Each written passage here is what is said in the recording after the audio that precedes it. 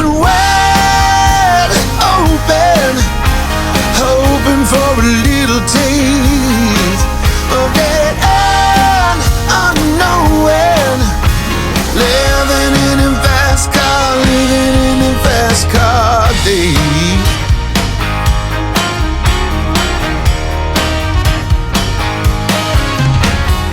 All right, welcome back to another edition of Checkers, Wreckers, and What the Heckers. My name is Chad Bearden. I am a country music artist, content creator, and NASCAR super fan. Joined as always by my co-host, born in Ohio, raised in NASCAR, blessed by the follicle gods themselves. Rick isn't just the at-track VIP coordinator for the Haas factory team. He's the hospitality hero, the experience expert, and the people's champion of the garage. He's the guy who makes race day feel like your birthday, prom night, and a five-star vacation rolled into one. Are you kidding me right now? If you've ever experienced special feeling at track, it's because Rick Kojan made it happen. And let's talk about that hair for a second. We're not just saying it's the best hair in NASCAR, it's the best hair on the planet. It defies humidity, ignores the wind, and somehow looks better in stage 3 than it did at the green flag. Ladies adore him, drivers high five him, and teams know if Rick is around, it's going to be a good day. So buckle up, smile wide, and let's get ready to be taken care of. Rick Kojan is in the building, ladies and gentlemen. Welcome, Rick. Welcome back. Good to see you, buddy. I'm speechless at that intro. I would like that re-clipped and cut because I'm just going to walk around and play it for people as my introduction. Come on, Chad. What are you doing? All right, and hold on to your headphones because entering the chat is the man faster than a speeding ticket in Gastonia, once the fastest man in North Carolina and still undefeated in his own mind. The former Demon Deacon traded in his track spikes for Wi-Fi signals and now runs point is Hendrick Motorsports at-track IT wizard. If your data's down, he's already fixed it before you even knew it was broken. But don't let his job title fool you. The man isn't just pushing buttons behind a laptop. He's pushing the limits of podcast attractiveness. Known across all airways as the best looking man on this show and possibly in all of the garage, Chris brings high speed charm, flawless fade, and enough arrogance to make it entertaining. He's fiber optic phenom, broadband width heartthrob, and pixel powered powerhouse, Chris Justice, adding flavor, fire, and facial symmetry to your somewhat otherwise flavorless podcast. Ladies and gentlemen, Chris Justice in the house. Rick, where's our co-host at? Who's this new guy? I hope this doesn't get weird, but I think I just fell in love with you, Justice. Oh, man. It's gonna be a good day. It's gonna be a good day. What's going on? You've never done this. This is ridiculous. Oh, I told you, we're stepping it up every single episode. And speaking of that, finally, things are coming together because we have our first guest episode here, and we're just starting at the top. We're knocking it out of the park. Ladies and gentlemen, from NASCAR is showing up here. The program director of the NASCAR Experience, Mr. Tyler May, is in the house. Welcome, Tyler. Welcome. Welcome, Tyler. We're sorry already. And how much do we owe you? Good thing Chad and I go way back. Yeah, Lord. So Tyler and I have known each other for more than 20 years at this point. We went to college together at Sneed State in Boaz, Alabama. We were a part of a vocal group called the Sneed State College Street Singers. We went on to be police officers together in Albertville, Alabama. And we've done all kind of things together. We sang in a Southern gospel group together. Tyler has run lights and sound for me on multiple occasions, multiple locations across the country. And last year, after taking this position with NASCAR, hired me to do a show with NASCAR as a part of the NASCAR Experience. And so we're going to get into some of that today, and we're going to talk about the NASCAR Experience, what it is, and Tyler's position with NASCAR, and how he's helping to grow the fan base and expand NASCAR's reach in motorsports. So Tyler, thanks for being here, buddy. I appreciate you. It's good to have you, and you're our first official guest launching our guest segment of our podcast. Happy to be here. I'm glad it got approved for me to do this. So, Chad, you and I go way back. So let's not do anything to mess this up for you guys in the future or me. Yeah, we won't jump off too deep. We won't tell any crazy stories that's going to get either of us canceled or you fired, or I don't really have anybody to report to, but you do, and we want to keep you in that position because we like it there. So, Tyler, tell us a little bit about your role and what goes into running the NASCAR fan experience at the tracks. Yeah. So again, thanks for having me today. It's a good opportunity to be here. And the NASCAR Experience, if you've been to the track and been to any NASCAR on property in the last, I don't know, 3 to 4 seasons, you've probably seen a different version of the NASCAR Experience. But to sum it up in a few words, I like to tell people, think of college game day, but for racing. And that's ultimately what the NASCAR Experience is. It's majority of the time it's outside the track. And now there's some tracks like Watkins Glen where we're on the inside in the campground with the fans, but mostly we're outside the track, and we are, it's a high profile interactive fan zone basically. And it's just part of that race atmosphere, and that we just want to add an element of a fan's race day. And we've got racing simulators, we've got all the championship trophies, we've got the regional trophies, and then we've got a stage. And on that stage, we play games. We love to play games with fans. We have drivers on to do Q&As, and then we play games with drivers and fans. And so we're in our 3rd season of the NASCAR Experience at about 17 races. And so my day-to-day role is to program that show outside of the track. Sometimes it includes going to pick up a driver. Sometimes it includes, I don't know, making sure everybody gets fed. I don't know, but there's all kinds of duties that come with it. But it's a good time, and I hope fans that have been to the NASCAR Experience in the last 3 years are loving it each and every race weekend. So this is a huge production. You guys roll out a big stage. Like you said, there's simulators, there's all kind of stuff that goes into this. How early does the planning and the preparation start for each one of these events? And how does the logistics work of setting this up, getting it to track? How many people are involved just in this part of the NASCAR operations? Yeah, those are really good questions. So to pull the curtain back a little bit, we're sort of in 2026 NASCAR Experience conversations right now for next year. And so that's how early the conversations are started. What are we going to travel? What is it going to look like? What is it going to cost to move this stuff to Phoenix, back to Charlotte, and things like that? And so those conversations start as early as now.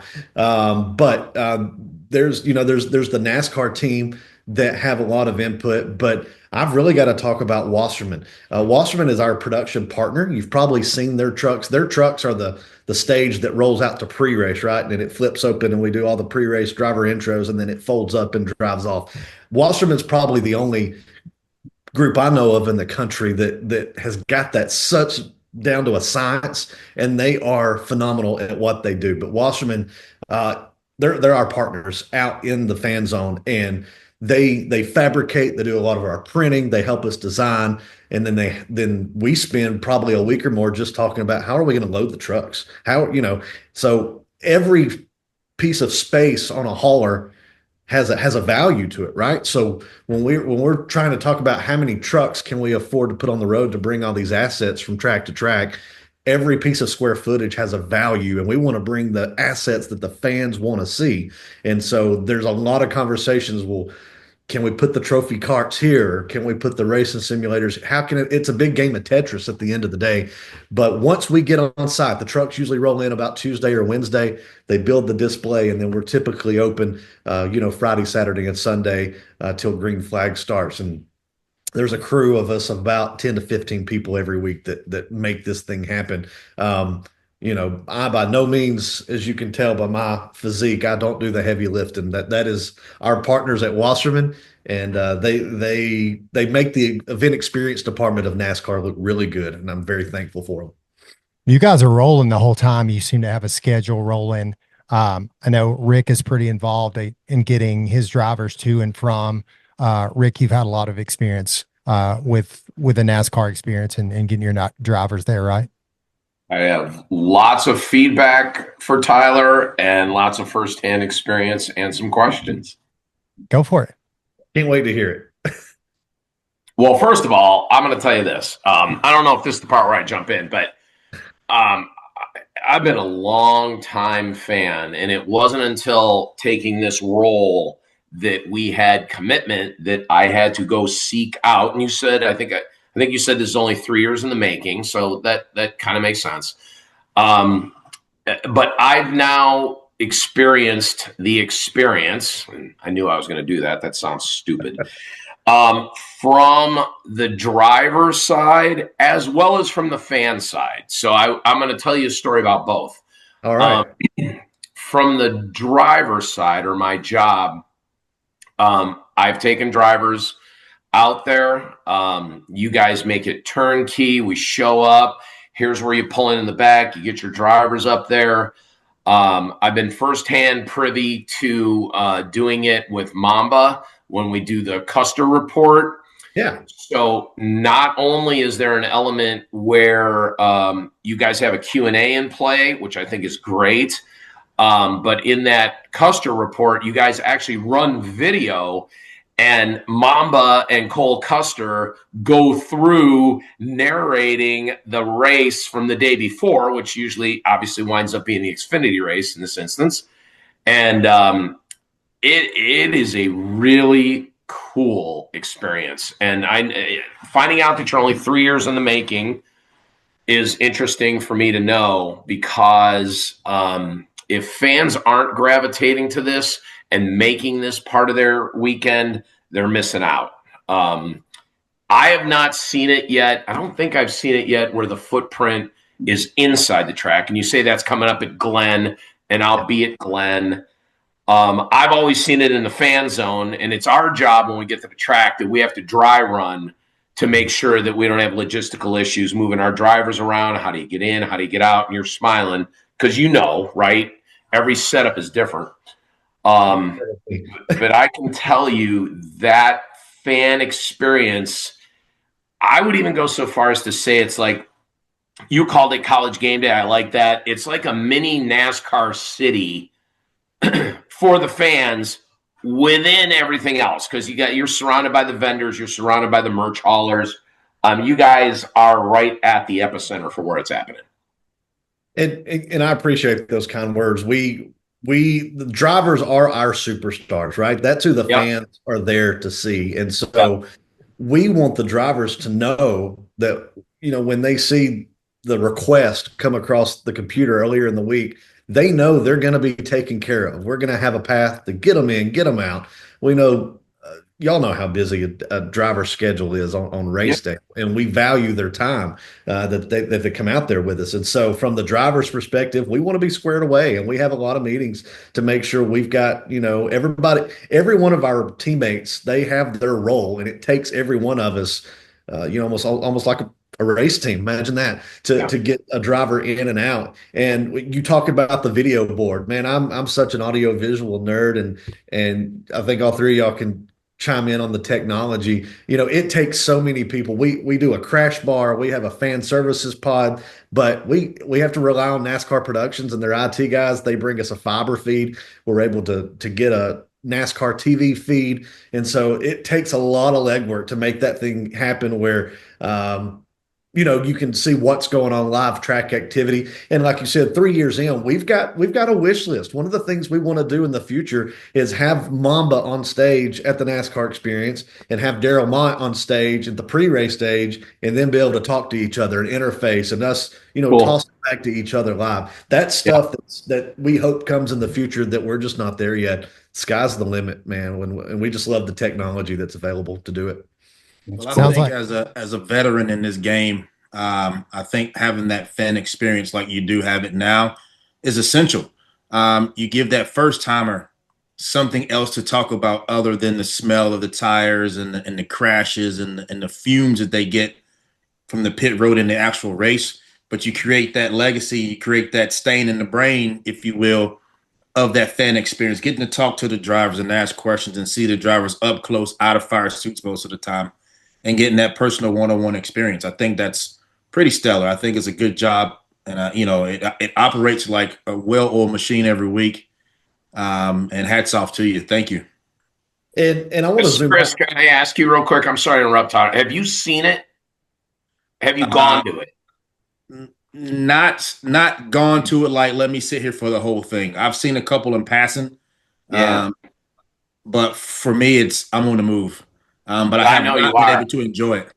I'd love to put you on the Haas Factory team golf cart. I mean, I know you Hendrick guys, you could ride with us for a minute and go low brow, but and bring you out there to it, man, because I'm telling you, it's killer. Sorry, Tyler, go ahead. No, Go you're check it you're out. good. And like one of the biggest pieces of feedback after year one was shade. That was what fans needed and wanted was some shade. So last year we built shade structures. We're working on water drinking stations. I mean, it's not only about the stage programming and the stage show. There's a hospitality aspect. We want to take care of our fans. We know race day is a long day, and by the time you park and walk to the track and then wait to go inside, there's a lot of things to do, and so it's about taking care of our fans. And zooming back a little bit, I'm part of a bigger team, the event experience department, and I've bragged on Wasserman. I want to brag on the event experience team because our department does everything you see at pre-race, from the national anthem, the introductions, the flyover. Our same department coordinates all that stuff, and like we own everything up until the green flag, right? The music, the moments, the memories, and then you guys bring the show with the actual race. And so we're just hop guys, and that's all we do. And we try to get everybody in that atmosphere and in that good spirit, and then let the green flag drop and let you guys do your thing. so. You're headed to Chicago this weekend, which is obviously a street race, and it's something different than anything else that's on the schedule for NASCAR. I was fortunate that you invited me to be a part of that last year and got to perform on your stage. And the setup in Chicago I thought was so cool because it did seem so different than the NASCAR experiences at the other tracks that I'd been to, even Daytona, some of those.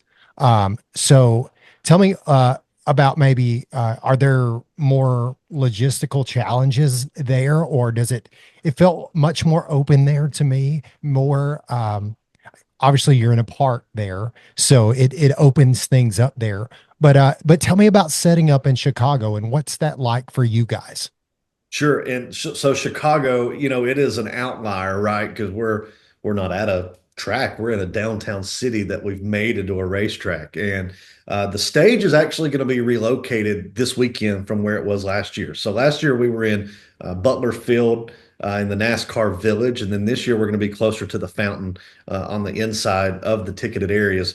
But we won't have we as big as the park is and as big as the track is, space still comes at a premium, if that makes sense. And so you'll see our stage, but you're going to see different parts of the experience broken up. So, for example, if you've been to the NASCAR experience, our entrance is a car suspended over in the air up on trussing. I don't know if and you walk under it. So that's actually going to be on Monroe Street near Michigan Avenue. And that is what the fans are going to walk in. That's the first thing fans are going to see this weekend when they walk up to the security gates to get into the property. It's normally the NASCAR experience entrance, but this weekend it's the entrance to the Chicago street race. And that's cool for me because I see that thing every weekend in our display, and it's going to be on Monroe near Michigan Avenue this weekend. But there are challenges, and fortunately we have a great Chicago team. This team lives in Chicago. They've been working on this race since the day after last year's race, so we're in daily communication with the Chicago team. And I'm just going to come in and produce the NASCAR experience. They're boots on the ground right now, making sure that the haulers can get parked where they can park. And we talked about golf carts. Not in Chicago. We're on foot everywhere in Yeah, Chicago. It's hard to get around on a golf cart at the it Chicago is. Experience. So, A It lot of is. steps this weekend, boys. A lot Yeah. of steps. No golf carts allowed. It's so true. So, do you have teams like that in every city, or is Chicago just the exception for that?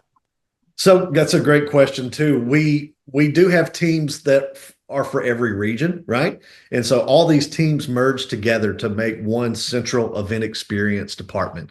And we're under the leadership of Michael Verlotti, and he's our director of fan experience and does a phenomenal job. And he's probably going to watch this down the road. That's why I'm saying how good of a job he's doing. So Get the plug in there. Good job, yeah, Tyler. You know your gotta role. gotta throw that in a Boy. little bit. And so, Boy. but yeah, every region, the Phoenix people know their tracks, and the Mid Atlantic folks they know their tracks, and so. I can pick up the phone and call any of these people, and they can tell me where a water spigot is out on the fan zone. They know where the power outlets are. They know where the ground is level and not level. And so they've worked it. I'm just in my third season with the company. These guys have been there for years, and I just turned 41. I'm the old guy. Besides Michael, I'm the old guy. Everybody else I work with, they're in their 20s, and it's hard for me to keep up. You talk about getting your steps in. I struggle to keep up, but it's good to have the experience that they know these tracks inside and out. I love each and every one of these men and women, and I love working with them every day. Well, you talk about being the old guy, and obviously you and I are the same age, but Careful, Chad. Careful. Don't go there with me. no, Rick, I was getting worried, Justice. I was getting worried. I thought he was coming for me. I thought he was too. I'm not coming for you. Calm down. That's the next episode. So obviously there's a huge push from NASCAR to bring in a younger fan base, to grow that young fan base. What do you see with your team and your job to kind of help grow that fan base, and inside the NASCAR experience to kind of reach out to that younger fan base, but also make sure that you're still taking care of the hardcore traditional NASCAR fan who are our age and older? So every detail matters, right? It's not just what the fan sees, it's things they don't see that we work on behind the scenes, like a water filling station. We've got to know where the nearest water connection is. And if it's not close, then we work on bringing drinkable water in that's portable, right? And so every detail like that matters. And it's how you make the fans feel from the moment they pull on the property till after the checkered flag, right? We try to do post-race in Michigan. We did a post-race concert Saturday night after the Xfinity race, and we're going to do that again in Darlington on Saturday night after the race. So it's about taking care of your fans. And, it's almost like in our department wants to give them other activities that they're like, oh yeah, there's a race going on too. I was having so much fun at the merch haulers, or riding the mechanical ram at the Dodge display, or doing the racing simulator that, oh yeah, there's a race. And so we want race day to be an experience, right? Not just our footprint, but the whole day. Chris, it sounds like they need a live Checkers, Wreckers, and What the Heckers podcast there, doesn't it? It's like we got to set that up out there, that fan experience. And then we can incorporate the fans in this podcast. I know the guy. Chad, can I help answer Tyler's question with some relevant information? Yeah, always. All right, your question was, right, how are they working to expand the fan experience, specifically even to the younger audience? Yes? Yes. All right, here's where I take off my work hat, and I told Tyler earlier I was going to put on the fan hat. Tyler mentioned a post-race concert. He's right. It was at Michigan. I was there, and I want to be clear, Haas Factory team doesn't have a truck team, so I was there with 8 of my buddies strictly as fans. Once the cup qualifying was over, we watched the truck race, okay? We wandered out there, and sure enough, Tyler is spot on. there was a band playing called Family Tradition. You can look it up. You don't need to, because I'm telling you it's a fact. They were phenomenal. I saw plenty of younger target demographic of this audience in there. My buddies and I loved it. This band killed it. They performed on the NASCAR Experience stage, sounded amazing. There was, and I'm telling you, a large crowd within these confines, like Tyler said. And I'm going to give you one other thing that's cooking in there that, sorry, it expands the demographic, especially younger. Would anybody like to guess how much the beers were? $2. And I might have told you, Chris. $2. 3. 3. My buddies walk up, they come back, and he's like, do you have any idea how much the beers are? I'm like, I don't know. Are they like 10, 11, 12 bucks? He's like, 3. And he's holding all these beers. He goes, this was $15. So yeah, I'm glad you brought that up. Kudos, buddy. Kudos. The Crash Bar at the NASCAR Experience has the cheapest beer on property week to week. Go on. That is a fact. That is a fact. That's awesome. So Tyler, if a fan is coming to a track for the first time and the NASCAR Experience is there, tell me something inside the NASCAR Experience that they should absolutely not miss that's going to leave an impact on them for the rest of their lives. One of my favorite things we do in the Experience is we play NASCAR Family Feud. I don't know if you've seen it yet, but it's the game show. We have the video game board up on the screen. We have buzzers. We played this with fans last year, fans against fans. They would play for Racing Electronics, scanner rentals, things like that. And then Mackenzie Peterson in our department had an idea. She said, let's get the drivers to play NASCAR Family Feud. And I was like, they're not going to want to play this. And so I put the request out to driver services, and we've had Michael McDowell, we've had Ricky Stenhouse, we've had Ryan Preece, Ty Dillon, and usually I'm the one taking them back and forth from their motorhome, and they have a ball. So what we do is we know what drivers are coming, right? And then we go out and find a fan that's wearing that merchandise for that fan. How cool is it for a fan that 1 second you're out in the population with the other fans, and the next thing you're on stage and your favorite driver is in a game show with you, and the prize is a $500 NASCAR Racing Experience voucher. That's awesome. So the driver is playing the Family Feud with the fan? Like they're on the same team? Oh, yeah, they're on the same team. Oh, that's badass right there. And so we will play this weekend in Chicago with, I think, Ryan Preece and Ricky Stenhouse this weekend. So if you're in Chicago this weekend, come by on Saturday about 11 or 11:30, and you can watch this go down. Can we get can we get Ricky Stenhouse and Carson Hocevar? Oh, look at you. You're such a lightning rod, Bearden. I was going to tell Tyler, I got to be honest, if I step outside of my Haas factory team, first of all, please invite Cole Custer. We'll do everything we can to play it with Cole. Yeah. I got to tell you, from past experience when we were previous Haas factory team, which was obviously Stuart Haas, man, I'm telling you, a lightning rod up there who I think would be all in on this is Noah Gragson. Oh, my God, he's so fun. And he Noah definitely be all in. Noah, I tell you what, we've been doing a fastest lap with Noah. He's been laying a time down on our sims, and then fans try to beat his time on the sims. Okay. And so we've been doing that. And then he goes over to our NASCAR Kids Zone. We could do a whole nother podcast about the NASCAR Kids Zone. No doubt. It's sponsored, portion of it's sponsored by Lego, right? And so Noah builds his race car of Legos. The kids build their cars out of Legos, and then they race Noah's car. And then you see, and then the Legos fall apart. We all laugh and have a good time. And then Noah, you know how Noah is. And so, but we're doing that almost every weekend with Noah. That's cool. He's gonna do the Lego build this weekend in Chicago, and then he'll be back. And I think the Custer Report will return to our stage in Iowa. We'll be I'll be in Iowa, and I knew that was returning. Yep. That's really cool. I wasn't aware of the kid zone, so this is another experience. The Kid Zone and the NASCAR Experience are brother sister.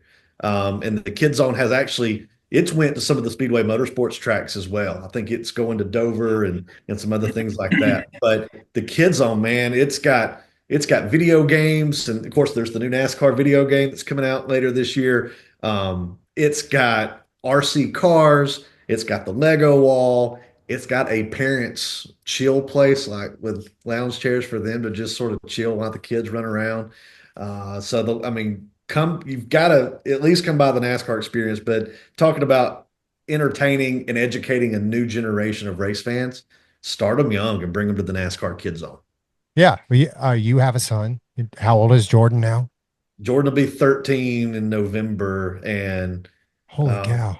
he loves the Kid Zone. He may be 13, but when you get in that Kid Zone, you're 7 years old again. So yeah, I took my little one to my youngest to his first race in Charlotte, and I didn't know about the Kid Zone, or I would have taken him to the Kid Zone. He would have eaten that up.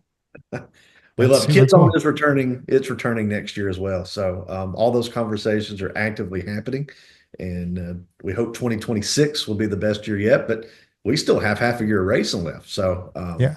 we still got Any news you can drop here? Anything you can tell us exciting that's coming? Any breaking news for the NASCAR experience?